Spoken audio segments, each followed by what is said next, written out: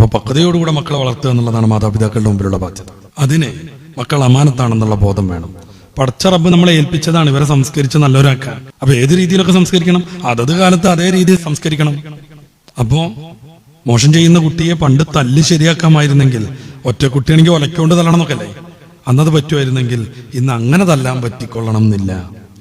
അപ്പൊ അള്ളാഹു നൽകിയ അമാനത്താണ് ഇവരെ നല്ല രീതിയിൽ വളർത്തി സമൂഹത്തിനും കുടുംബത്തിനും ഒക്കെ ഉപകാരമുള്ള രീതിയിലേക്ക് മാറ്റാൻ ഞാൻ ബാധ്യസ്ഥനാണെന്ന ബോധം ഓരോ രക്ഷിതാവിനുണ്ടാവും. പിന്നെ നമ്മൾ ശ്രദ്ധിക്കേണ്ട ഒരു സംഗതി, ഈ കഴിവിനപ്പുറമുള്ള ഭാരം ചുമത്തരുത്. കഴിവിനപ്പുറമുള്ള ഭാരം ചുമത്തരുത്. അപ്പൊ ഒരു കുട്ടിയുടെ പക്വതൊക്കെ അനുസരിച്ചല്ലാതെ ഒരു കോഴ്സ് ചെയ്തുകൊണ്ടിരിക്കുമ്പോൾ മറ്റേ കൂടി ചെയ്യുന്നതാണ് നിർബന്ധിപ്പിക്കരുത്. നീ +2 പഠിച്ചോ, അതോടൊപ്പം എൻട്രൻസും കൂടി ചെയ്യണമെന്ന് വാശി പിടിക്കരുത്. കുട്ടിക്ക് പറ്റുമെങ്കിൽ, അവൻ അതിനൊക്കെ ഉള്ള പക്വത ഉണ്ടെങ്കിൽ അതാവാം, വേണ്ടാന്ന് ഞാൻ പറഞ്ഞില്ല. പക്ഷെ അയലക്കത്തെ വീട്ടിലെ എന്റെ ജ്യേഷ്ഠത്തിന്റെ മക്കള് അവരൊക്കെ +2 എൻട്രൻസും കൂടി ചെയ്തിട്ടുണ്ട്, നീ എന്തിനാ അത് രണ്ടും ചെയ്യാതിരിക്കണമെന്നും പറഞ്ഞ് ഭാരം കൊടുക്കരുത്. അമിതമായി ഭാരം കൊടുത്താൽ കുട്ടികൾക്ക് താങ്ങാൻ കഴിയാതെ വരും. അവരുടെ പക്വതയും ശേഷിയും അനുസരിച്ചാവണം അവർക്ക് നമ്മൾ ഭാരം കൊടുക്കേണ്ടത്. അത് ജോലിയുടെ കാര്യത്തിലും അങ്ങനെ തന്നെ, പഠനത്തിന്റെ കാര്യത്തിലും അങ്ങനെ തന്നെ.